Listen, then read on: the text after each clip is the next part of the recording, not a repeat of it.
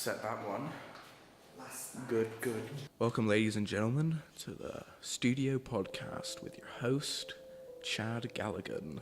And your co-host, XX Stale Memes XX. How are you doing today, ladies and gentlemen? Yeah, we'll wait for that to come up in the feed. We've got a lot to talk about today, specifically in the world of comedy. I'm not sat in the best chair for recording this. Hear how squeaky that is? Yeah. Why not have gotten a better chair? You can pull one up. It's fine. Yeah, but that one doesn't look very nice. It looks a bit manky. Okay. Comedy. So yeah, we're going to be talking about comedy today, specifically the controversies with comedians and that sort of thing. And moreover, we're going to talk about first off, dark humor. What do you think about that? I'm alright with dark humour, but as long as it's tasteful and as long as the punchline isn't, this person is this sexuality, or like this person belongs to that ethnic group. Like, as long as it's tasteful, then I'm all good with dark humour, in my opinion.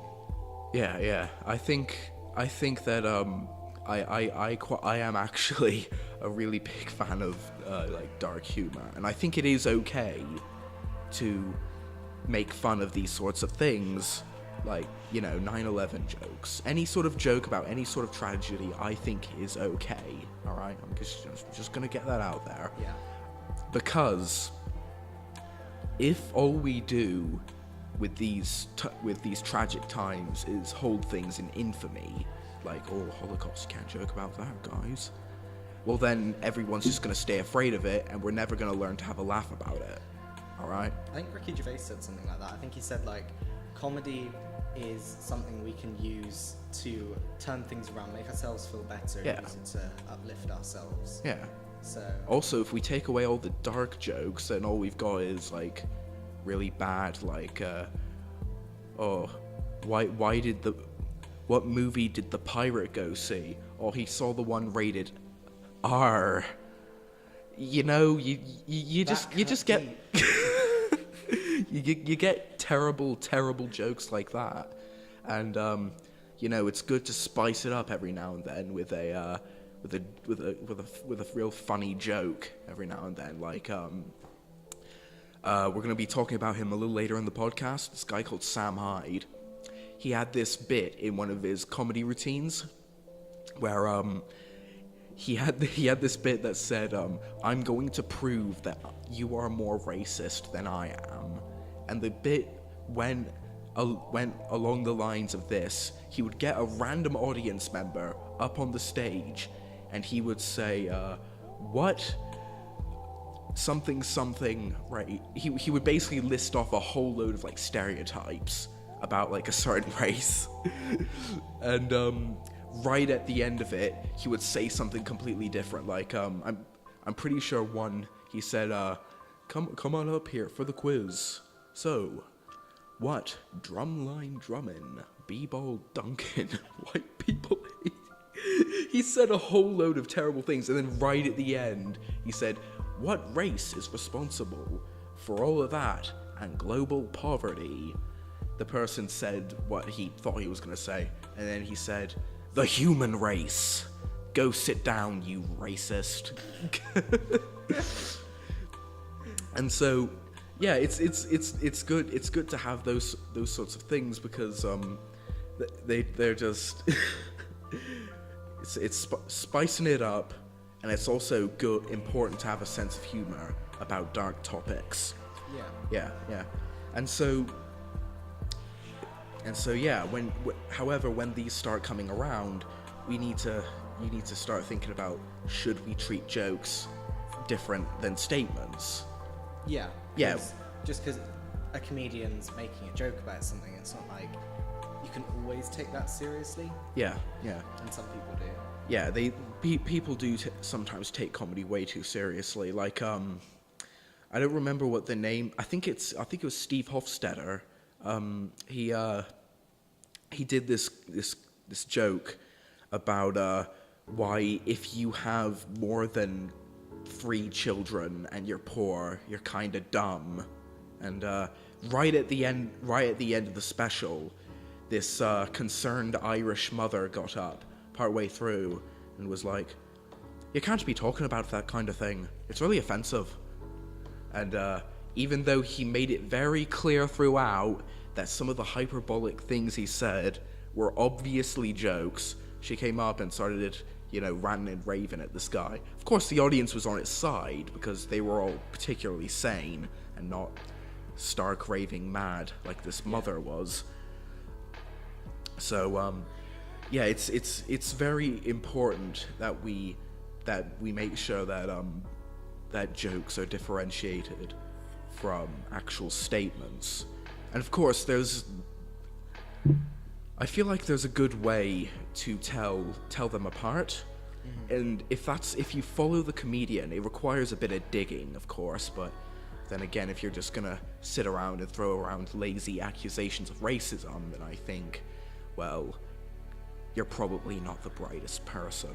But moreover, the way you tell these things apart is that if you follow the comedian in question, and you look at some like the real talks he's had, where he talks about like actual problems, you can see what's a joke and what isn't a joke. Yeah. You can see him actually talk genuinely, and then of course there are problems with that. Like if there are some comedians whose entire joke is that it's hard to tell what's actually real and what is just joke.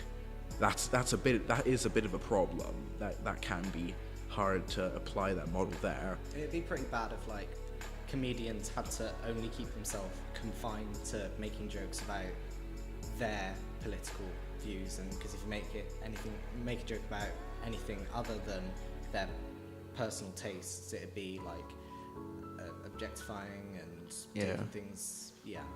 So yeah, I think comedy jokes in general, you shouldn't have to say at the end of it, by the way, this is a joke, don't worry. Like again, back to the guy before who did the you're more racist than me joke. Sam Hyde. Yeah. Sometimes while he's going through his bits, when it gets to like the really, really offensive stuff, even by his metric, he'll like stop and be like, okay, I can see that there are some like unhappy faces right now, and then he'll sort of like give a look to the crowd that's like, hey, is it okay if I keep going, or are we not on the same page? And usually the crowd is understanding. They'll be like, yeah, go ahead and talk about offensive topics. And so that's and yeah, that's a good way of communicating it. And so that's good.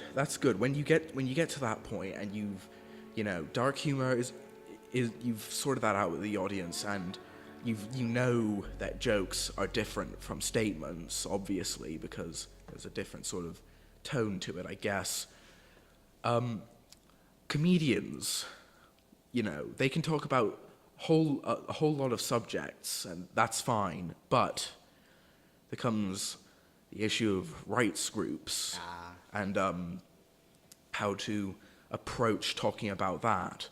Now, I think my stance on this is pretty unsurprising. They think that by them making jokes about what they're advocating for, it's like they're against what they're talking about. They're opposing what they're trying to achieve, and that's not always the case. Yeah. Like I've seen lots of right-wing comedians, like for instance, making fun of Trump. Yeah. And outside of the comedy routine, actually quite liking his policy quite a bit. You don't have to. You shouldn't take yourself that seriously. If you do take yourself way too seriously, even with this sort of thing, then that's just not a good thing to do, man. But it's good to be able to make fun of yourself every now and then, and so that's very good. It's a good thing to be capable. Yeah, be self-deprecating and have some perspective. That's the word I was looking for. And so, back to the guy that I was talking about before, Sam Hyde. Let me, I'm going to go off on a bit of a tangent about this man and a show that he had, and some parallels between that and another comedian. Go on, 10 minutes. Okay. 10 minutes? Yeah. Oh, have we hit that already? Yeah. Damn, we're gonna be here all day. I'm having fun. No, let's keep going. Yeah, so this comedian, Sam Hyde, he spends a little under a decade, like 8 or 9 years, working his ass off to be as funny as he is. And in early 2016, he lands a show with Adult Swim. That's no joke, all right? Yeah. If you're doing comedy and you get a show on Adult Swim, you've like properly worked, you've pretty much reached the heavens in terms of like your goals.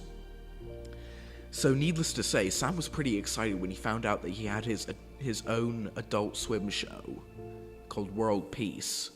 And also World Peace itself, I thought that was a really a good choice for a name, because Sam stated in an interview shortly after what transpired, he said that he didn't really mind what the show was called. He could have called it anything, but the reason he called it World Peace was specifically because if anyone tried to cancel it, you could say, oh, so-and-so was responsible for canceling World Peace. If you want to know why World Peace isn't around, you can blame so-and-so. That's good. Yeah, that gives you a bit of a window into his sort of his sense of humor. And Sam is a really comedically talented guy, as I've groveled about so far in this podcast. He had his own show, World Peace. He had one season, 6 episodes. Each one was about like 10 to 15 minutes long. They weren't too long, but then again, I guess it's better to have a show that's like 10 minutes long versus something that's terrible that lasts for nearly an hour. What's the word? Quality over quantity. Yeah. So he gets his own show, and the pilot's all right. It's not great. Like, that's to be expected though, because you're finding your footing and all that. Yeah. First episodes 2 and 3 come out, and I think Sam said that the show actually grew more in its first season than the Eric Andre show did in its first season. Yeah. That's pretty impressive if that's true. And so he keeps going. He makes it to about episode 5, and by this point it's reached a bit of a reputation for being this comedy show that has all sorts of cultural critique. It doesn't care who it makes fun of, and there's just no borders on what is it or isn't allowed. And so, out from the online toilet bowl known as BuzzFeed comes a journalist by the name of Joe Bernstein. This man, this aging, balding. I'm not gonna make fun of him now, because Let's keep it. Let's civil. just say I'm above that. But he works for BuzzFeed, so he must be a particularly reputable guy. So this man, he invites Sam to an interview. Now, BuzzFeed, by this point in late 2016, mid 2016, I'd say, has already made a reputation for itself for being very manipulative of the news, reporting fake news a lot, and all sorts of things like that. All around, not very trustworthy, but people go to them because they have quizzes on whether you have big dick or energy or not. So, yeah, you'll still go to them. Joe invites him onto the interview, and Sam knows that he's full of shit, all right? Yeah. And so, what does Sam do? When you, Ollie, when you are invited to have an interview with someone that you know for a fact is a rat, and that you know is going to try and smear you in the worst way possible, what would you do? Just be as ridiculous as possible, play into them as much as I can, just make myself out to be a total lunatic. And then when they do go to publish this article or interview or whatever, it looks absolutely ridiculous. Yep. Is that what he did? That's close to what he did. He recorded it, firstly. He recorded the actual interview because Joe didn't actually do that. So he got all of this on tape, and the whole time he's just making fun of Joe, calling him names like close to the end when he's really like putting on like the heat. He says like, I bet when you were young your parents used to call you dumb Joe because you're not very bright Joe. And it's pretty mean. But when you consider the fact that this guy came on here to do nothing but slander Sam, honestly, I think that's way better than just what would have happened if he had just played into Joe's hand. And so, like, right at the end, he's just, like, yelling into the mic at Joe. And then Joe's like, yeah, I'll talk to you later. You're making me want to go look this guy up after this recording stuff. You can, man. Go search, when you're done, search up on YouTube my wonderful interview with Joe Bernstein from BuzzFeed. That's what I'll do. Yeah. So, right. That's done. However, I'm really going. This is going to take a while. Don't worry, we still have another hour to trim the fat of this thing. So, about a month passes, and this is around this time is when the 2016 election is really really starting to look close. Yeah. If you know what I mean. So, Bernstein publishes his article, his fraudulent article about, I can't remember what it was called. It was something like the alt-right has its own show on Adult Swim. And I just looked at it like, I saw that headline, and I just thought to myself, did you see the show, you mong? I love that word as something to call someone. Yeah. Something that people like shouldn't take too seriously. Yeah. But yeah. So, this happens. He puts it up there, and, the show, the article itself didn't get very popular. It had about, 400 comments at most, which compared to, what you get on the internet, that's, barely anything. However, unfortunately, it's the vocal minority that get their way, unfortunately. And so, a number of Adult Swim executives come out against Sam Hyde, particularly this one weasel by the name of Brett Gelman, who was on, I think he was on Stranger Things Season 2. He played... Have you seen Stranger Things? He was, did you see Season 2? Yeah. He was the reporter guy that Nancy and Jonathan went to see. The balding guy. Like the stoner dude. I don't know if he was a stoner. I can't Yeah. That guy.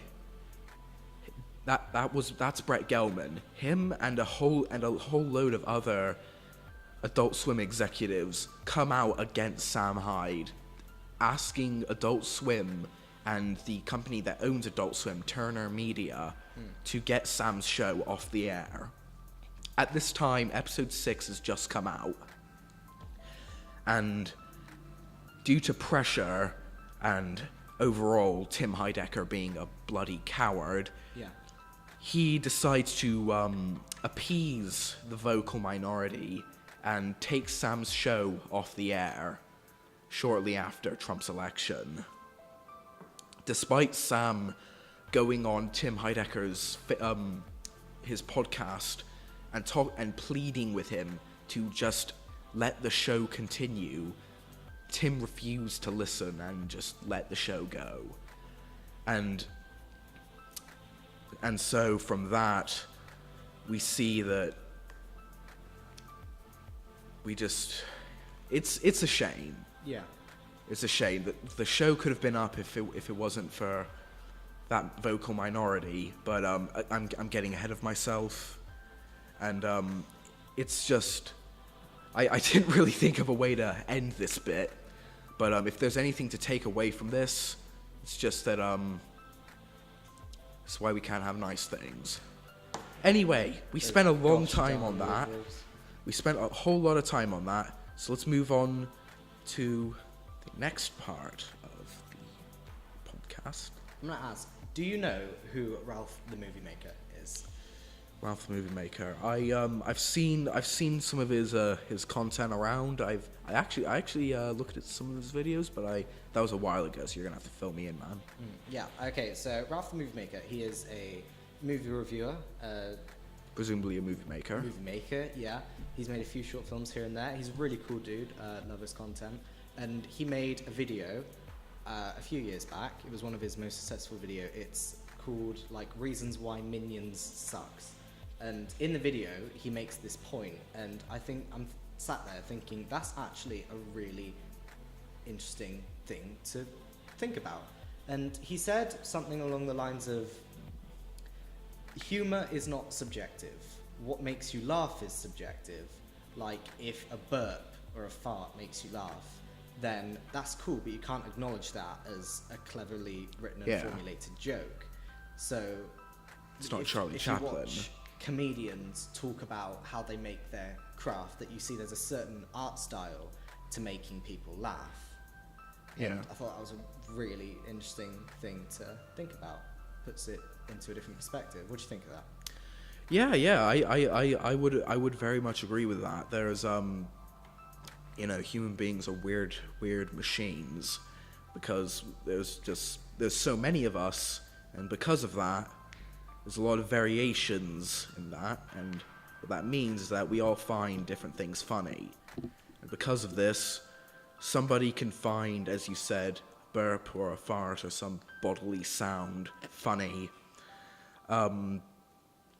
and on the other hand, not appreciate some really well-written and like well-delivered joke, like something from like Norm Macdonald or something. What do you think?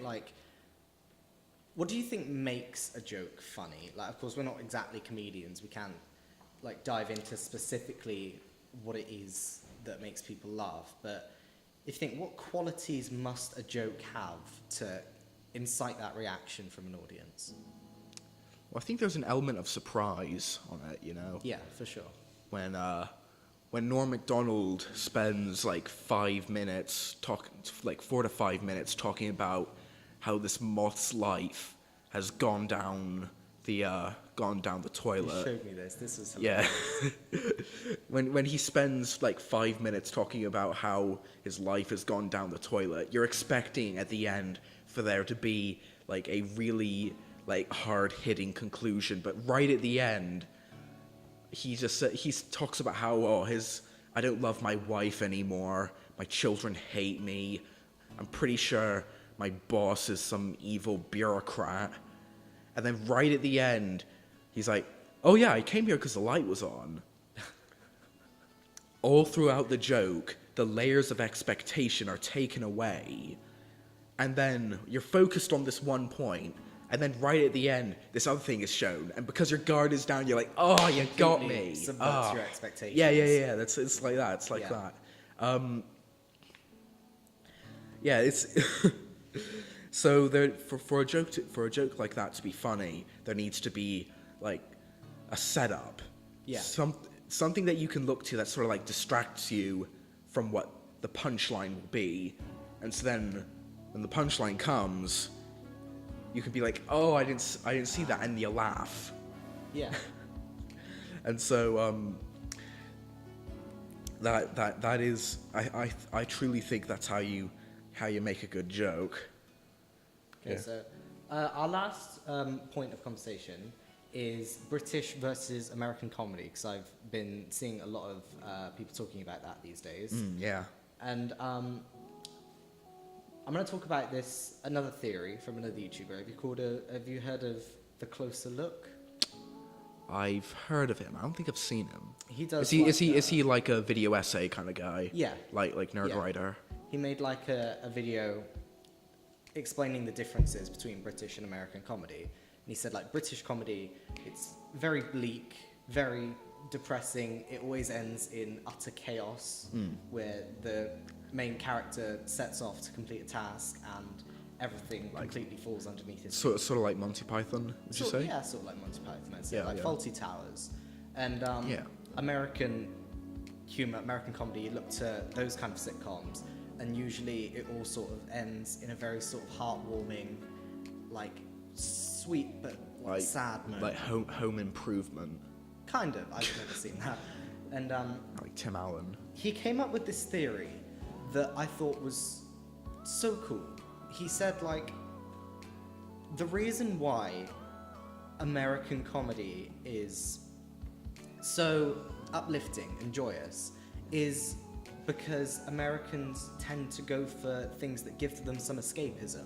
Yeah. And he said that this could be to do with news Yeah. in America. If you, like, I think I saw Russell Howard do a good comparison where it's like, because British news, BBC News, that's state funded. Yeah. So, like, they don't need to worry about making a profit. They just sit there, read off words very monotonely from a screen. Whereas Yeah. American news, everyone's out for themselves. Like Fox, like CNN, they're Yeah. all looking to pull in as much people as possible. And so to do that, they resort to pretty much fear-mongering. And they're trying to freak everybody out so that people stay and watch to get updates. Because if you're worried about something, then you watch the news for Yeah, updates. you want to be in the know. So if, like, the news is perpetuating to the American people that the world's going to end, everything's awful, things are spiraling out of control, they're going to want to look to something more joyous and uplifting. Yeah. Whereas with Britain, if everything's so monotone and boring, we look for something more chaotic and entertaining. Yeah. And that was basically what his theory was, and I thought that was so cool. I thought that was just something really interesting to think about. Yeah, well, that is true, and of course, with any situation, there are outliers in this. Like, have you seen It's Always Sunny? It's Always Sunny in Philadelphia? Yeah. I don't know. I can't say I have. I don't watch much. All right. Well, it's a show. It's a U.S. show about it's American. It's an American comedy show about four guys who own a bar, and it's an American comedy, but it sort of plays into the chaotic sort of comedic style. Yeah. Like all of the characters end up doing like terrible things. They manage to get this one priest like hooked on crack, and he becomes like a wrestler and all around bum, and it's because of them. What else? There's a whole load of things that they do in that show, and that's subverts the typical American escapism. Yeah. So yeah, there are examples of that which are very very interesting. Good ways of varying up comedy. Definitely. Yeah. Yeah, you have some here and there.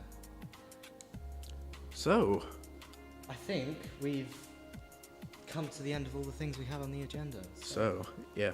How do we end this? So thank you very much everyone for listening. Thank you very much. This has been Chad Callahan. I've forgotten what my name was. Yeah. Remember to support us via PayPal and Patreon. Give Yes. us all of your money. And We're never going to be doing another one of these, but yeah, we're going to be doing that. We're not going to be here again, and because of that, we need all of your support in not being here ever again course. until we do the retake. just give us your money, forehead. Yeah, just do it.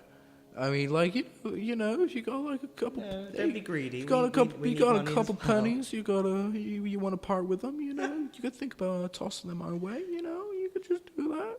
Alright. You could just do that. Cheers for listening, guys. Take care, everyone. Alright. How on earth do I turn this off? You press the square.